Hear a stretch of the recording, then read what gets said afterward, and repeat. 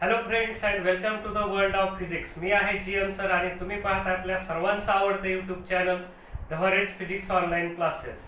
बेटा लास्ट लेक्चरमध्ये आपण डायमेन्शन्सला स्टार्ट केलं होतं आणि त्याच्यामध्ये आपण डिफरंट फिजिकल क्वांटिटीजचे डायमेन्शन्स काढले.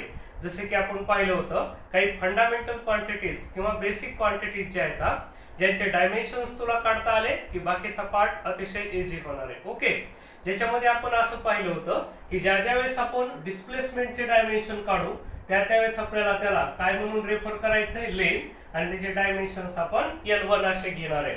डिस्प्लेसमेंट आलं की लेंथ घ्यायला आपण वेलॉसिटीला असं लिहिलं होतं, डिस्प्लेसमेंट अपॉन टाइम म्हणजेच काय लिहिणार त्याला, लेंथ अपॉन टाइम असं लिहिणार. नंतर ऍक्सलरेशन घेतलं होतं, acceleration is a velocity upon time आणि वेलॉसिटी लेंथ अपॉन टाइम असतंय.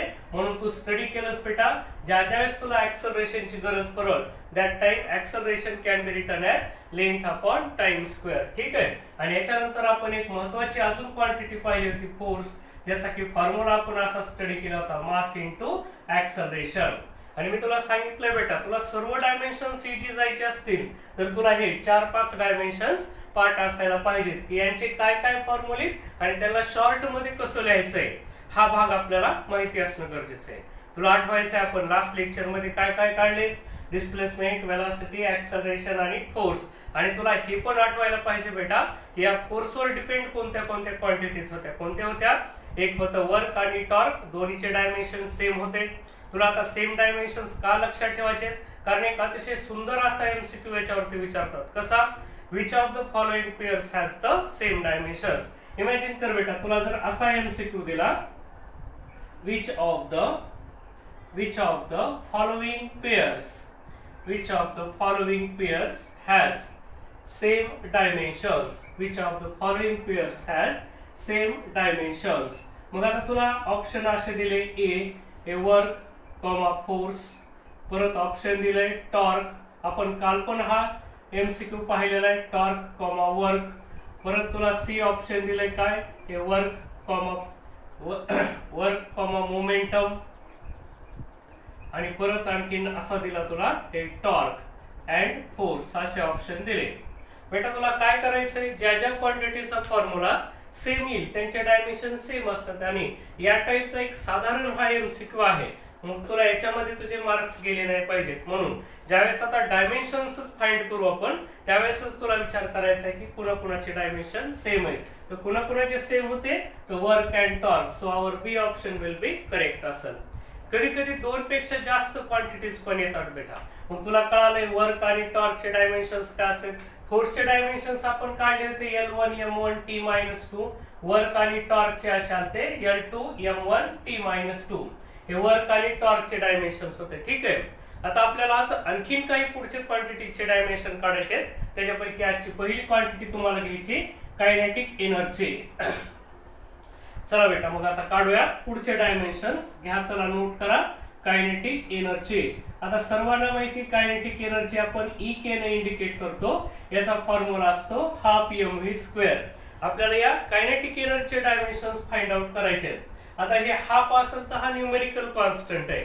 डायमेन्शन काढत असताना त्याच्याकडे दुर्लक्ष करायचं, म्हणजे हा निग्लेक्ट करून टाकायचा आणि बाकीच्यांचा विचार करा. डायमेन्शन्स काढताना काय असेल की energy it is equal to काय, हे मास इंटू वेलॉसिटीचा स्क्वेअर. आठव बेटा, velocity can be written as, इथं लिहिलंय आपण काय, डिस्प्लेसमेंट अपॉन टाइम, म्हणजेच डायमेन्शन साठी काय, लेंथ अपॉन टाइम असं लिहायचं. सो वेलॉसिटी स्क्वेअर आहे म्हणून तो काय झाला, length square divided by time square.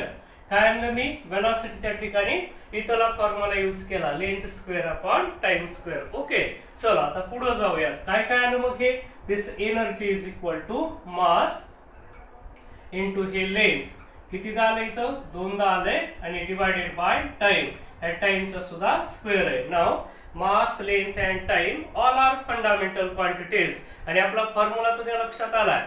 ज्यावेळेस आपल्याला सर्व क्वांटिटीज एकदा का फंडामेंटल मिळाल्या की we can write its dimensions directly. Okay, म्हणून आता याचे डायमेन्शन्स कसे असतील, it is equal to in other square bracket LMT. बघ बेटा आता कशा पॉवर्स त्याची, लेंथ किती तर इथं 2दा आहे, वर आहे म्हणून L to the power 2, m to the power m आणि टाइम किती 2 म्हणून -2. आणि हे डायमेन्शन्स व्यवस्थित पहा बेटा. हे डायमेन्शन्स जर तू याच्या सोबत कंपेअर केलेस तर हे कुणाचे होते? हे वर्कचे आणि टॉर्कचे डायमेन्शन्स होते. आणि आता एनर्जीचे सुद्धा डायमेन्शन तसेच झाले, लक्षात घे. तू व्यवस्थित पाहिलंस तर हे डायमेन्शन आणि हे डायमेन्शन सेम आहे.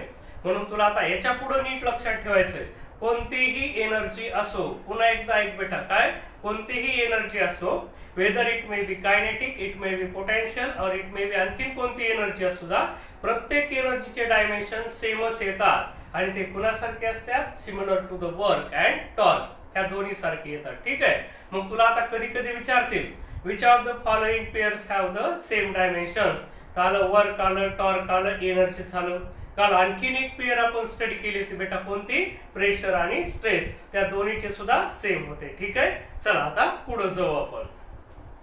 चला पुढची क्वांटिटी घ्यायची कायनेटिक एनर्जी. आणि आता मी होमवर्क साठी तुला एक सांगतो, कोणती काढायची तुला, तू चेक करून पहा. आता कायनेटिक एनर्जी काढलीस, आता पोटेन्शियल एनर्जी तू हे घरी काम करायचं बेटा. ठीक आहे.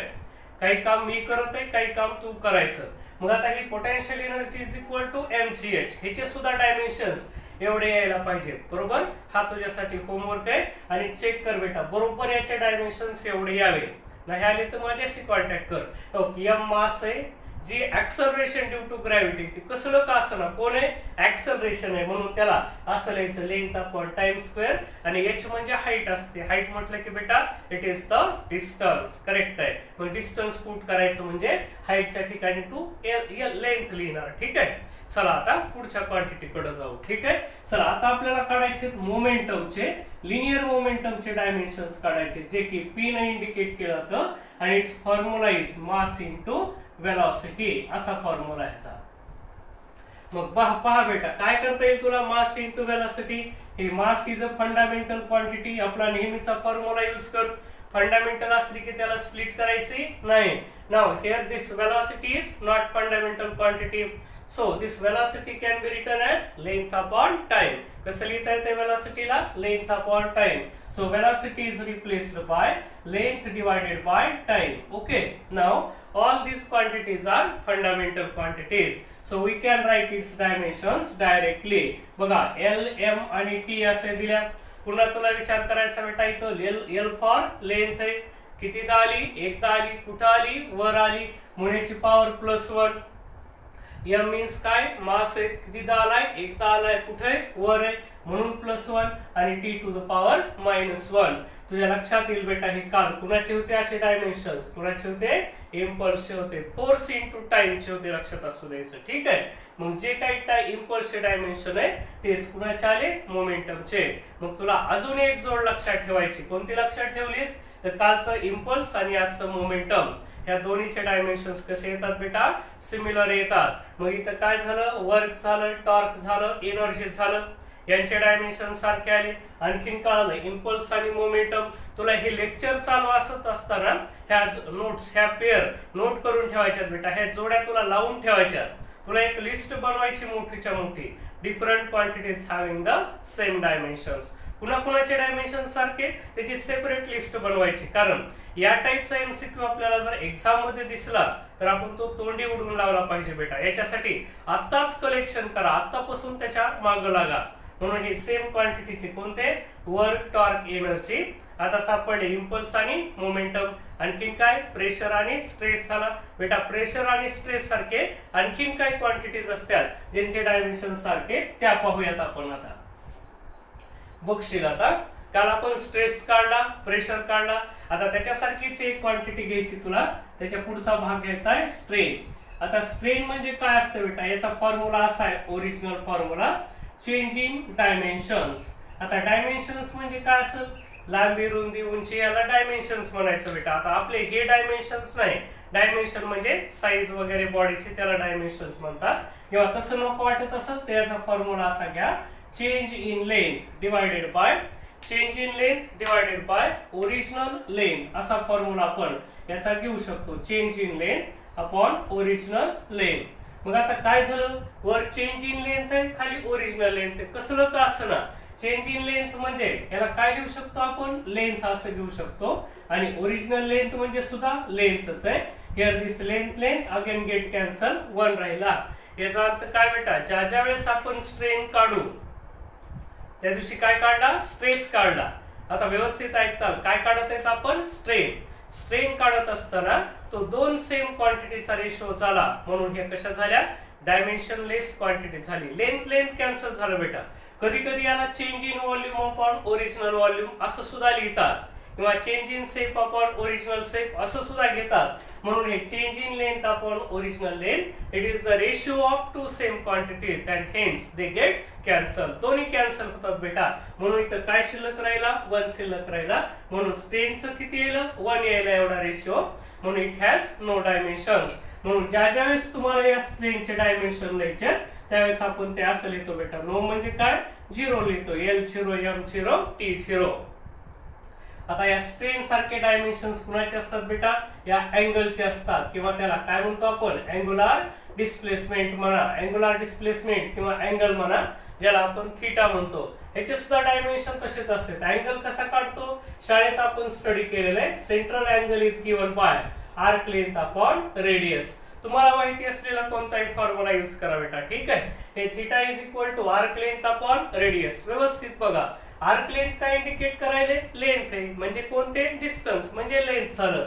So here this arc length can be written as length. Again radius indicates the distance. So instead of radius we can write the length. So radius is replaced by length. Again length get cancel. आणि याचे सुद्धा dimensions बघा, हा theta असेल, याचे dimension किती झाले, L0 M0 T0. मग तुम्हाला काय, ह्या डायमेन्शनलेस क्वांटिटीज आहेत बेटा. ठीक आहे. या कोण आहेत, डायमेन्शनलेस क्वांटिटीज आहेत. म्हणून याला काय डायमेन्शन्स नसतात. म्हणून बघा, याचे आणि याचे सुद्धा डायमेन्शन सारखे आहेत. ऍक्च्युअली डायमेन्शन्स आहेत का, नाहीयेत. म्हणजेच डायमेन्शन सारखे त्यांचे. आता यांच्यासारखी आणखीन एक पुढची क्वांटिटी असते बेटा. मी मुद्दाम इथं जोड्या लावून दिलोय सारख्याच्या. कशाचा आलं तुला, रिफ्रॅक्टिव्ह इंडेक्स काढायला सांगितलं, RI ज्याला म्हणतो आपण. याला काय म्हणू, मी पूर्ण लिहितो इथं. It is non as the refractive index. हा लाईट मधली फेनॉमेनॉन आहे बेटा.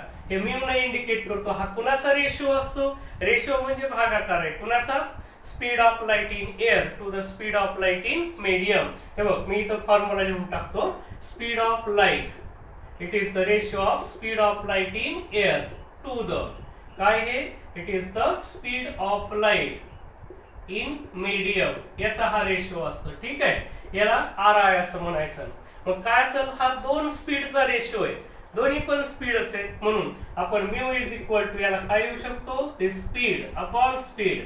दोन्ही सेमच आहेत. स्पीड गेट कॅन्सल आणि 1 आला. म्हणून तुला याचे डायमेन्शन्स लिहा म्हटले तर तू असे लिहिशील बेटा, काय, L0 M0 T0. पुन्हा याचे सुद्धा डायमेन्शन एवढे 0 0 0 झाले. मग हे झालं काय, स्ट्रेन झाला, अँगुलर डिस्प्लेसमेंट झालं, रिफ्रॅक्टिव्ह इंडेक्स झालं. जे दोन सेम क्वांटिटीचे रेशिओ आहेत त्यांचे डायमेन्शन्स काय घ्यायचे, 0 0 0 घ्यायचे. ठीक आहे. चला आता बेटा पुढच्या क्वांटिटीज कडे जाऊ.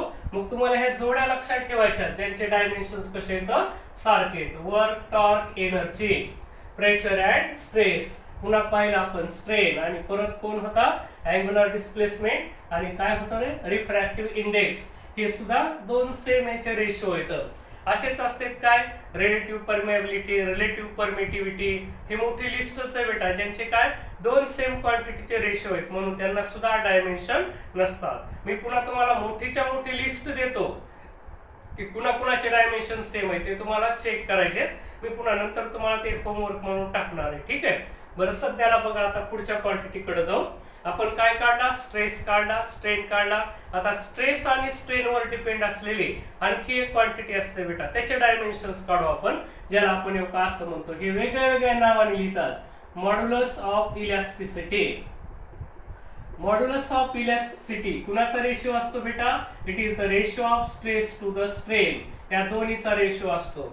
स्ट्रेसला स्ट्रेनने डिवाइड केलं की we will get the modulus of elasticity. So modulus of elasticity is the ratio of stress to the strain. Correct आहे. मग आताच पाहिलं बेटा आपण काय, this strain has no dimensions. स्ट्रेनला डायमेन्शन्स होते का, नव्हते.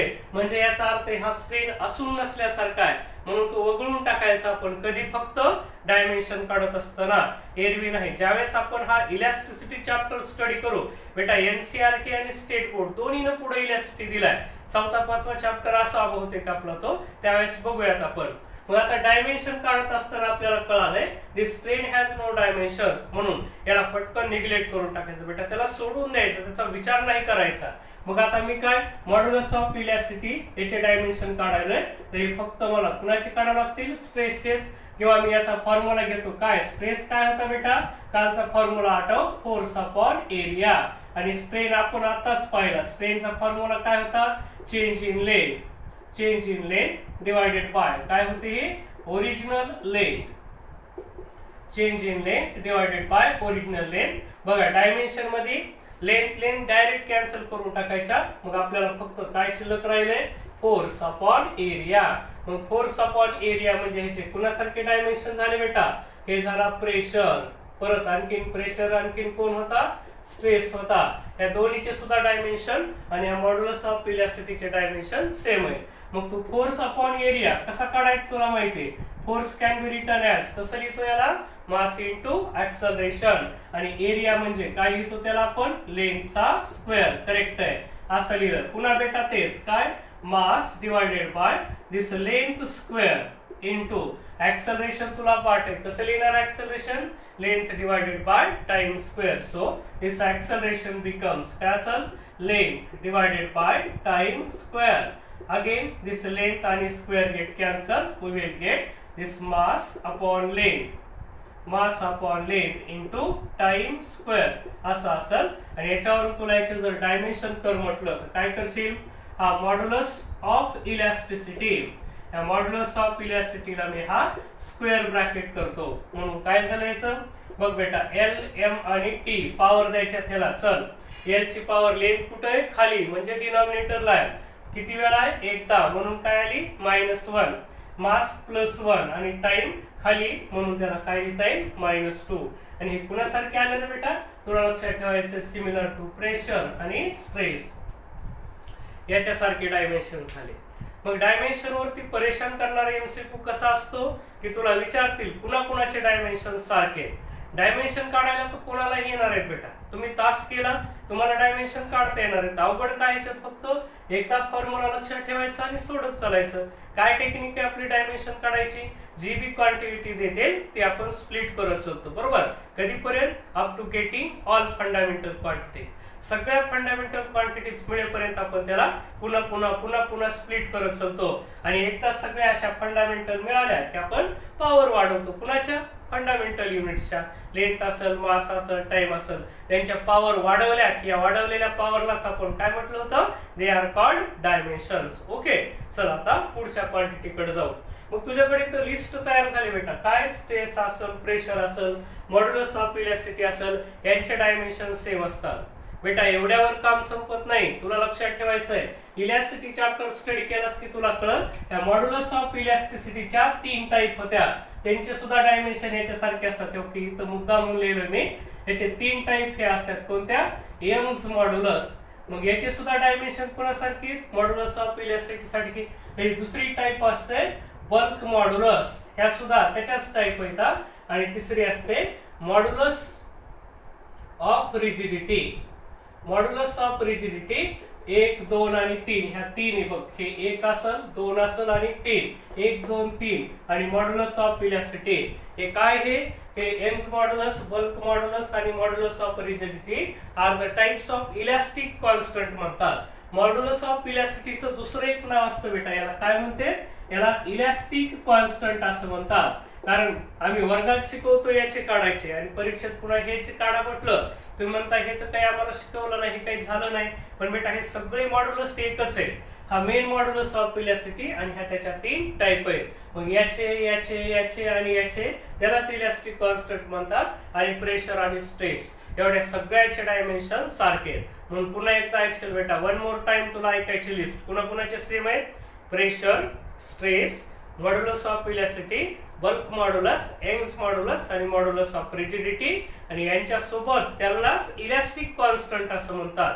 ह्या सगळ्याचे डायमेन्शन सेम झाले. फक्त गोंधळ होऊ देऊ नकोस बेटा, तू फक्त काय कर, फिजिक्स असं घे, तुझ्याकडे घ्यायचा प्रयत्न कर. कसं की आयडिया लक्षात ठेवायची तुला, की सरांनी काय आयडिया सांगितलं ते बघ.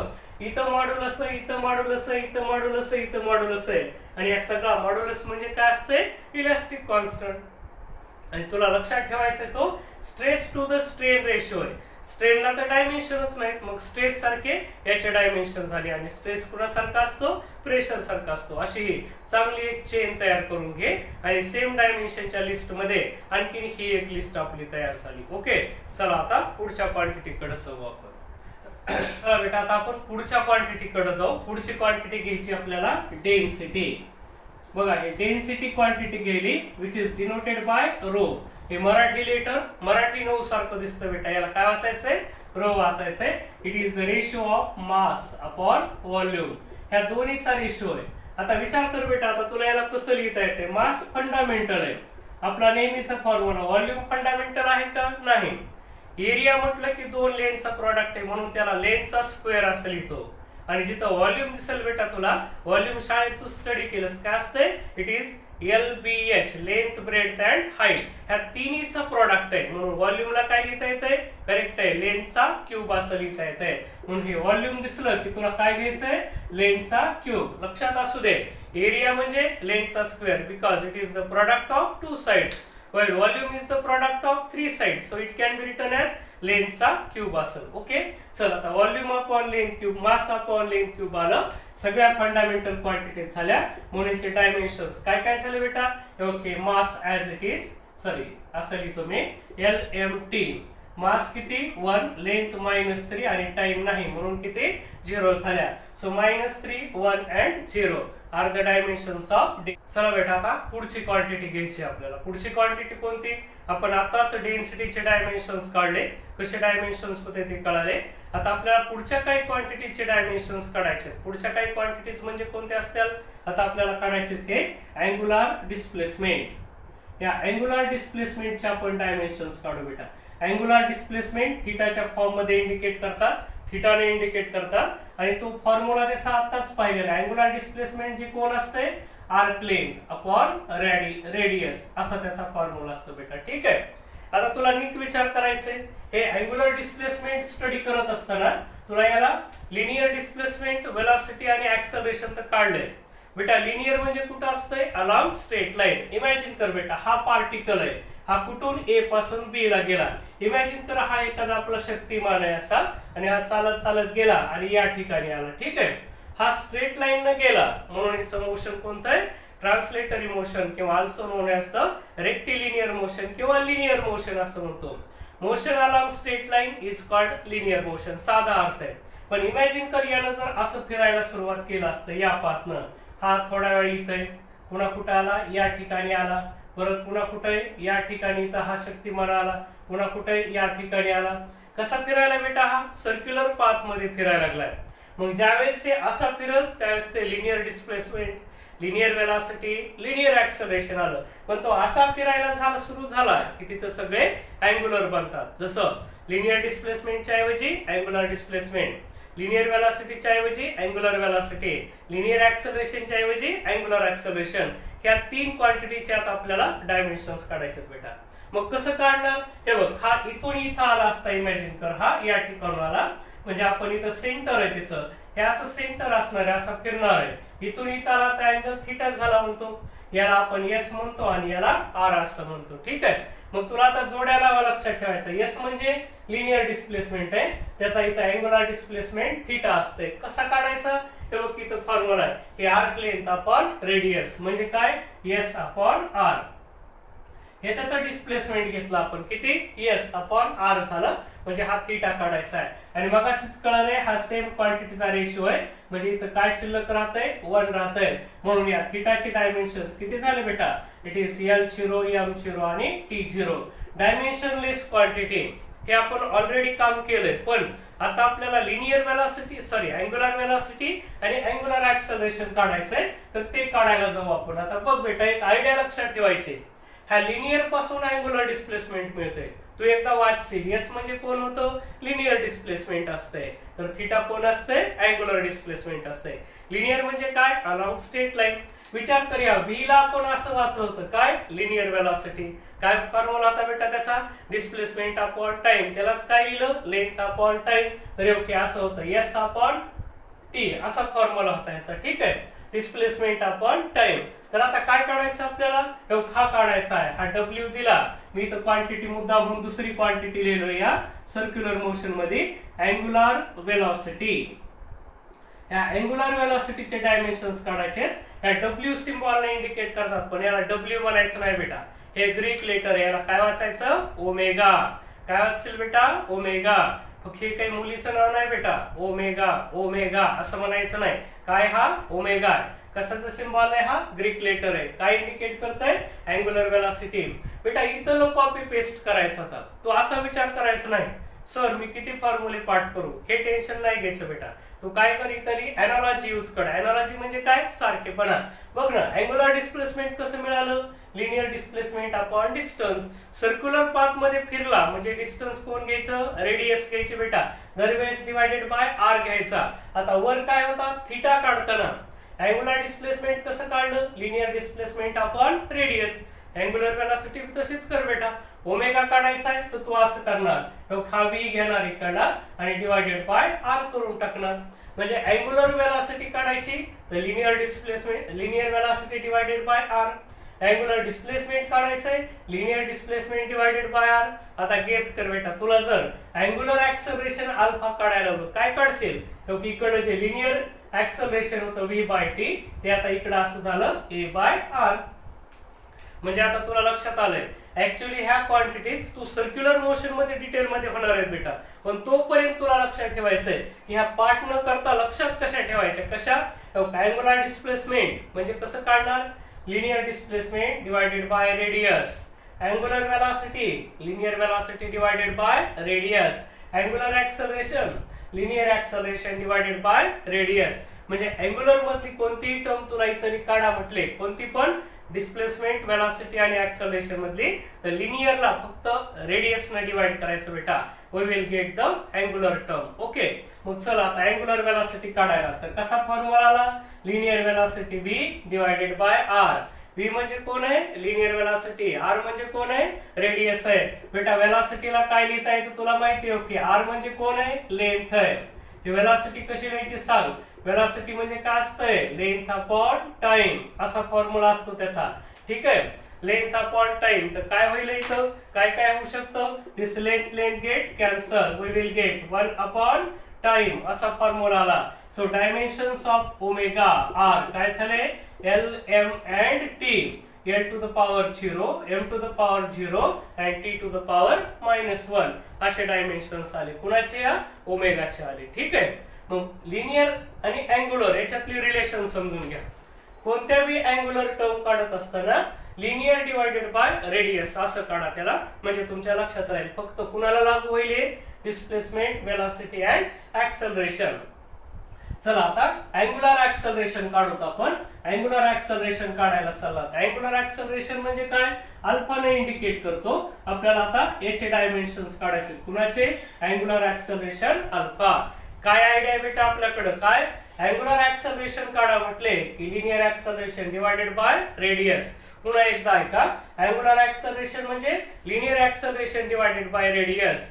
अँग्युलर वेलोसिटी म्हणजे linear velocity divided by radius. Angular displacement म्हणजे linear displacement divided by radius. म्हणून ज्या वेळेस आपण डिस्प्लेसमेंट वेलोसिटी आणि ऍक्सेलरेशन काढू का बेटा त्यावेळेस तुला लक्षात ठेवायचंय काय लिनियर डिवाइडेड बाय रेडियस असा फॉर्म्युला घ्यायचा. चला मग अँग्युलर ऍक्सेलरेशन काढायचंय तर linear acceleration a divided by radius r. आता तुला माहिती बेटा r म्हणजे काय असतंय लेंथ आहे. फक्त तुला विचार करायचा आहे या ऍक्सेलरेशनला कसं लिहायचं. ऍक्सेलरेशन काय असतंय पार्ट आहे तुला काय it is the length upon time square. Correct आहे. So it can be written as length divided by time square असं लिहायचं. ठीक आहे बघ मग बेटा आता here this length and length get cancel. We will get 1 upon time square आणि सगळ्या फंडामेंटल झाल्या. So dimensions of acceleration are L M आणि T. T to the power -2 कारण खाली टाइम आहे किती दाय 2 दाय म्हणून पॉवर झाली -2. दिस m0 आणि l0 असा भाग आला याच्यामध्ये. ठीक आहे चला आता हे झाले त्याचे डायमेन्शन्स, कुणाचे? ऍक्सलरेशनचे. बघा बेटा, अँगुलर डिस्प्लेसमेंट मी आता काढला, त्याचे डायमेन्शन्स होते 0 0 0. नंतर मी अँगुलर वेलोसिटी ओमेगा काढली, त्याचे डायमेन्शन्स होते L0 m0 t-1 आणि अँगुलर ऍक्सलरेशन काढले L0 m0 t-2. असे त्याचे डायमेन्शन्स आले. या 3 क्वांटिटीज आपण सलग काढल्या. मग आता तुम्हाला लक्षात ठेवायचंय, ज्या वेळेस आपण अँगुलर टर्म काढू सगळ्या, इथं आयडिया नीट लक्षात ठेवा. Angular displacement, linear displacement upon radius. मी पुन्हा तेच सांगते. Angular velocity, linear velocity upon radius. Angular acceleration, linear acceleration upon radius. हे फॉर्म्युले सर्व तुम्हाला लक्षात ठेवायचे आहेत. मग आता मी आणखीन एक टर्म देतो तुम्हाला, ज्याचे की आपल्याला डायमेन्शन्स काढायचे. त्याला आपण असं म्हणतो काय? फ्रिक्वेन्सी. फ्रिक्वेन्सी एफ न किंवा एन न इंडिकेट करतात बेटा. काही ठिकाणी बुक्स मध्ये तुम्हाला एफ दिसल, काही ठिकाणी एन दिसल. मग फ्रिक्वेन्सी म्हणजे असं असते 1 अपॉन टाइम पिरियड. याला कोणी कोणी असं सुद्धा वाचतात, 1 अपॉन काही दिसला बेटा की रेसिप्रोकल वाचायचं. Reciprocal of time period is called frequency. मग याला काय आता? टाइम पिरियड म्हणजे टाइम आहे. मग टाइम पिरियडला आपण काय लिहू शकतो? Time. Now time is a fundamental quantity. ठीक आहे. मग आता याचे डायमेन्शन्स काय झाले बेटा या फ्रिक्वेन्सीचे? आर इक्वल टू हे LMT, L0 m0 आणि t-1.